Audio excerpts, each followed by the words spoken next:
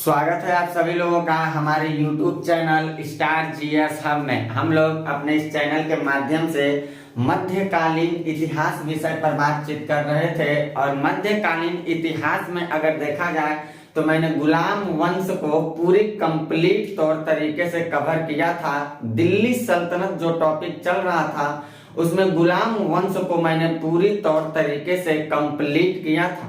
गुलाम वंश के डिक्लाइन के बाद अगर देखा जाए तो दिल्ली सल्तनत पे जो अगला राजवंश चलता है वो राजवंश आता है खिलजी वंश के नाम से चलता है, जो 1290 से लेकर के 1320 तक ये खिलजी वंश अपना शासन सत्ता को स्थापित करता है। इन खिलजी वंश के बारे में अगर देखा जाए तो थोड़ा सा हम लोग ये जानेंगे कि पहले ये खिलजी थे कौन, कहां से आए। खिलजियों का आगमन भारत की धरती पे एक क्रांतिकारी क्षेत्र माना जाता है, क्रांतिकारी युग मान लिया गया। ऐसा क्यों माना गया और खिलजी राजवंशों में क्या क्या पढ़ना बहुत जरूरी है, किन किन बादशाहों के बारे में अध्ययन करना अति आवश्यक होता है, उन सारी मुद्दों पे मैं आपसे बातचीत करने वाला हूं। उससे पहले अगर आप हमारे चैनल को अभी तक सब्सक्राइब नहीं किए तो अभी आप सब्सक्राइब कर लीजिएगा, बेल आइकन को भी प्रेस कर लीजिएगा, वीडियो को ज्यादा से ज्यादा लाइक शेयर करते रहिएगा ताकि आप लोगों का सहयोग मिलता रहे और मैं ऐसे ही गुणवत्तापूर्ण कंटेंट को लेकर के अपने चैनल के माध्यम से आप तक उपलब्ध करवाता रहूं। हम चलते अपने टॉपिक पे। अगर हम अपने टॉपिक की बात करें तो हम लोगों का जो आज का टॉपिक चलेगा वो है खिलजी वंश के बारे में, जो खिलजी वंश 1290 से 1320 तक अपनी शासन सत्ता की बागडोर को स्थापित करके दिल्ली सल्तनत पर रहता है। उनसे संबंधित मुद्दे को अगर देखा जाए तो सबसे पहले तो सवाल यही उठता है कि ये जो खिलजी आए थे ये कौन थे।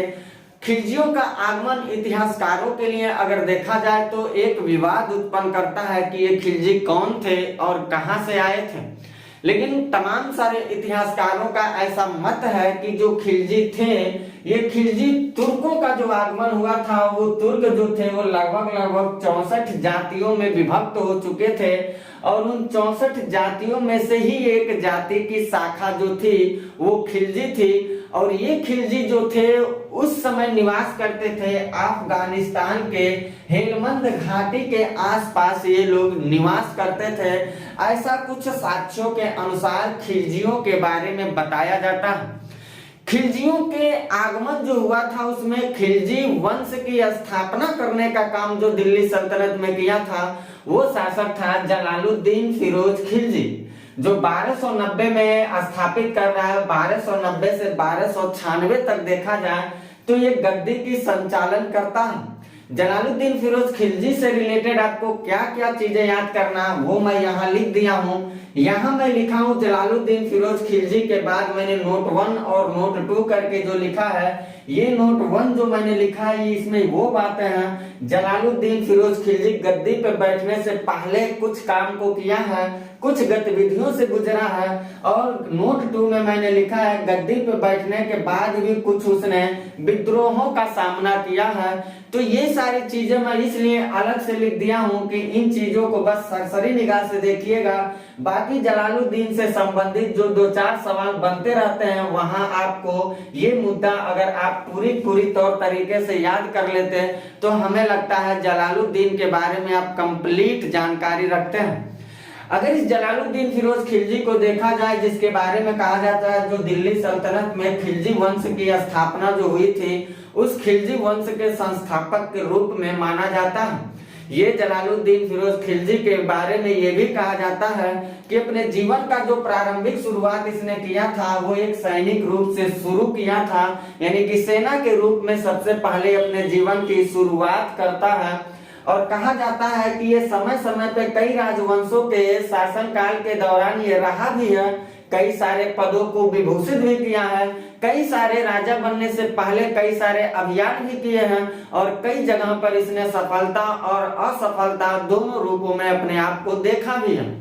जलालुद्दीन फिरोज खिलजी जो था, जो सेना के रूप में अपने जीवन की शुरुआत कर रहा है, इसको पहली बार देखा जाए तो इसको एक अंगरक्षक के पद के रूप में सबसे पहले नियुक्त कर लिया जाता है। और वो पद जो था वो सर ए जहांदार शाही करके था। ये पद जो अंगरक्षक करके पद के रूप में बन जाता है, उसके बाद ये समाना के सूबेदारी के रूप में भी कुछ दिन काम करता है। जब कैकूकाबाद का समय आता है तो इसको आरिज मुमालिकात का पद भी दे दिया जाता है। इस तरह से देखा जाए तो जलालुद्दीन फिरोज खिलजी समय समय पे अपने जीवन में विस्तार करता हुआ चला जाता है और लास्ट में 1290 के आसपास जाकर के ये क्या करता है, किलो खारी में, दिल्ली में ही, दिल्ली के ही आसपास पड़ेगा, लेकिन दिल्ली में जहां सब कोई राज्याभिषेक करवाया वहां ये नहीं कर रहा है। किलो खारी में ये क्या करता है, अपना राज्याभिषेक करवाता है। लगभग 70 वर्ष की अवस्था में ये गद्दी पर जाकर बैठता है। तमाम सारे गतिविधियों से गुजरने के बाद ये गद्दी पर आकर बैठता है और गद्दी पे बैठने के बाद इसने अपनी राजधानी भी किलो खारी को ही बना लेता है। इतिहासकारों का ऐसा मानना है कि जब जलालुद्दीन फिरोज खिलजी गद्दी पर बैठता है तो उसके समक्ष कई सारे विद्रोह होते हैं, जिन विद्रोहों का वो सामना भी करता है। एक विद्रोह जो हुआ था वो था मलिक छज्जू का विद्रोह। ये कड़ा मानिकपुर इलाहाबाद के आसपास का रहने वाला सूबेदार था। 1290 के आसपास ये विद्रोह कर देता है और इस विद्रोह को दबाने के लिए जलालुद्दीन फिरोज खिलजी अलाउद्दीन का सहारा लेता है और इस विद्रोह को बहुत सफलतापूर्वक दमन कर देता है। इस विद्रोह के दमन के बाद 1290 के बाद अगर देखा जाए तो 1291 के आसपास जलालुद्दीन फिरोज खिलजी रणथंभौर की तरफ चलता है।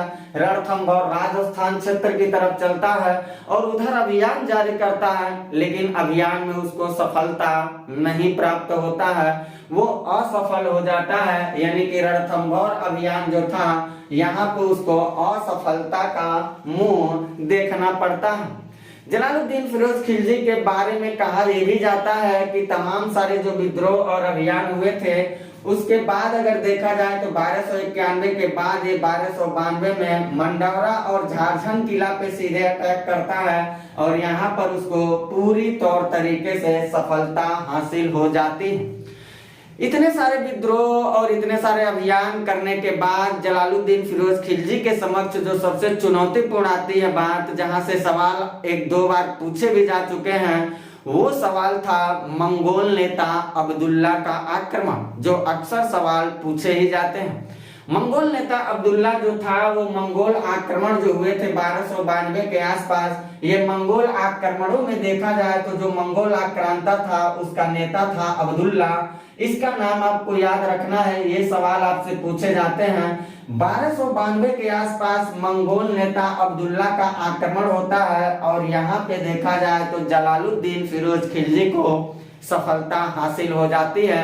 यानी मंगोलों पे ये पूरी तौर तरीके से अपने आप को सफल घोषित कर लेता है। मंगोल आक्रांता के बाद अगर देखा जाए तो जलालुद्दीन फिरोज खिलजी का वो समय था जब माना जाता है खिलजी क्रांति के रूप में। मैंने अभी आपको बताया कि खिलजियों की वंश परंपरा एक क्रांतिकारी रूप मानी जाती है। ऐसा क्यों?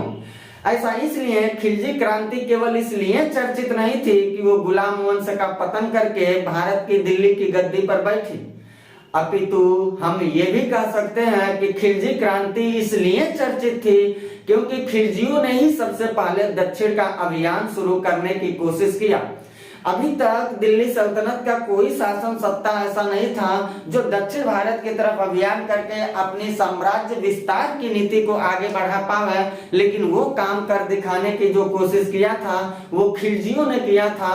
यही कारण है कि भारतीय इतिहास में खिलजियों के इस कर्तव्य को खिलजी क्रांति यानी कि परिवर्तन के रूप में देखा जाता है, क्योंकि गुलाम वंश के शासक अभी उत्तर भारत में ही लुढ़क रहे थे और ये दक्षिण भारत की तरफ अपना अभियान जारी कर दिए, जो एक क्रांतिकारी रूप या कह सकते हैं परिवर्तनकारी रूप के रूप में देखा जाता है।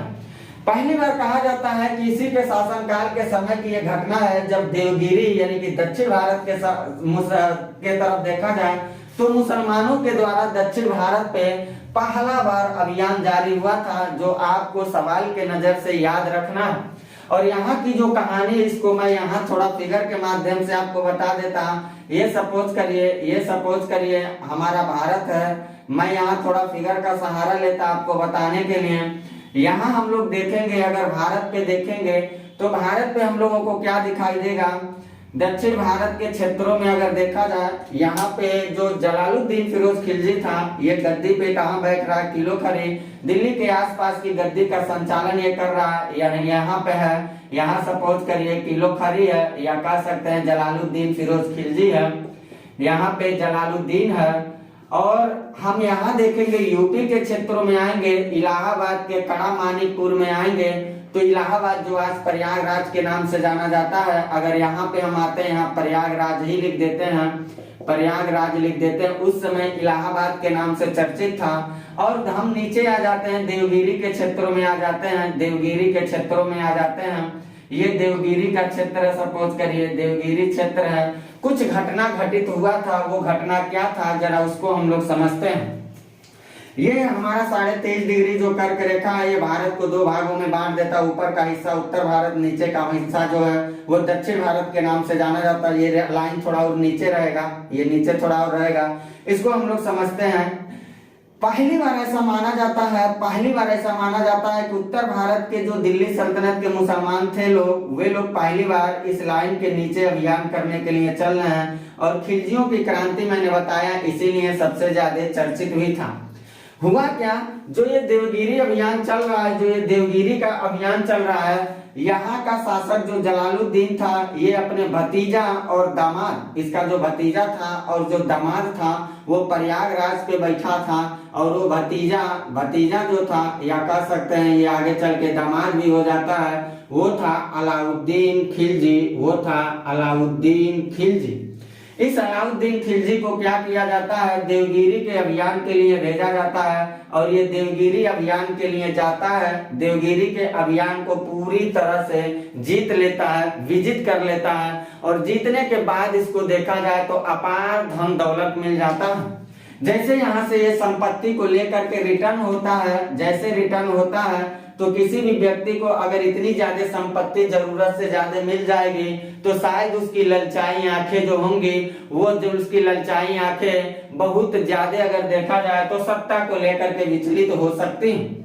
यही कारण कहीं न कहीं अलाउद्दीन के साथ भी हुआ ये था कि जब ये देवगिरी अभियान कर रहा है और यहाँ जीत ले रहा है, संपत्ति को लेकर के आ रहा है, तो पैसे को तो यूं लुटाता था जनता के बीच में, अपने आप को, अपने ऐश्वर्य और अपनी ताकत को दिखाने के लिए पैसे को ऐसे लुटाते बांटते हुए ये क्या कर रहा है, देवगिरी से सीधे इलाहाबाद की तरफ चला।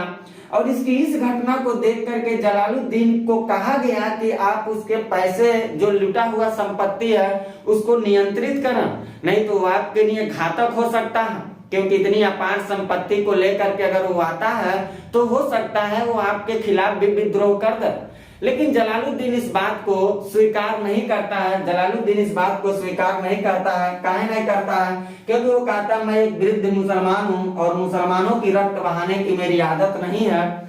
इसलिए जलालुद्दीन फिरोज इस बात को नकार देता है, अलाउद्दीन के खिलाफ कोई भी अभियान जारी नहीं करता और सारी संपत्ति को लेकर के अलाउद्दीन चला आता है यहाँ पर। जैसे यहाँ आ जाता है अलाउद्दीन, उसके बाद अलाउद्दीन खिलजी अपने ये जलालुद्दीन फिरोज खिलजी को धोखे से या षड्यंत्र के माध्यम से बुलाता है और इलाहाबाद के आसपास जैसे आते हैं, कड़ा मानिकपुर क्षेत्र में जैसे आते हैं, वैसे कड़ा मानिकपुर के क्षेत्रों में ला करके अलाउद्दीन क्या करता है, यहाँ पर जलालुद्दीन की हत्या कर देता है। और ये घटना घटित हुआ था 1296 के आसपास। इस तरह से देखा जाए तो जलालुद्दीन फिरोज खिलजी जो था, जो दिल्ली जो खिलजी वंश का संस्थापक था, उसकी हत्या उसी के भतीजे या दामाद अलाउद्दीन खिलजी के द्वारा कर दिया गया। और जलालुद्दीन के मर जाने के बाद अलाउद्दीन खिलजी दिल्ली का अगला, या कह सकते हैं खिलजी वंश का अगला शासक बन जाता है। तो अलाउद्दीन खिलजी जब गद्दे पे बैठता है, उससे संबंधित क्या क्या बातें हैं उसको हम अपनी अगली क्लास में समझाने की कोशिश करूंगा। इतनी सारी बातों को जलालुद्दीन से रिलेटेड आप चाहें तो ले सकते स्क्रीनशॉट। इन सारी बातों को आप पूरी तौर तरीके से याद रखिए, सारी बातें आपके लिए पूरी महत्वपूर्ण है। मैंने आपको पहले ही बताया कि नोटबुक साथ साथ बनाते चलिएगा और आप लोग मेरे चैनल को ज्यादा से ज्यादा शेयर करते रहिएगा, सब्सक्राइब भी करते रहिएगा। अगर सब्सक्राइब नहीं किए हैं तो सब्सक्राइब कर दीजिएगा।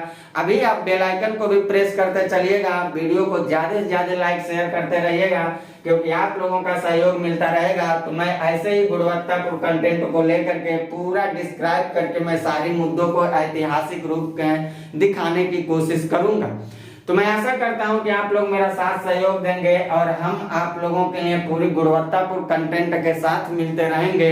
इतनी सारी बातों को आप कवर करते चलिए। अपनी अगली क्लास के माध्यम से मैं लेता हूं अलाउद्दीन खिलजी से संबंधित समस्त ऐतिहासिक मुद्दों पर जो आपके परीक्षा के लिए बहुत महत्वपूर्ण है। तब तक के लिए लेता हूं मैं इजाजत। Bye, best of luck.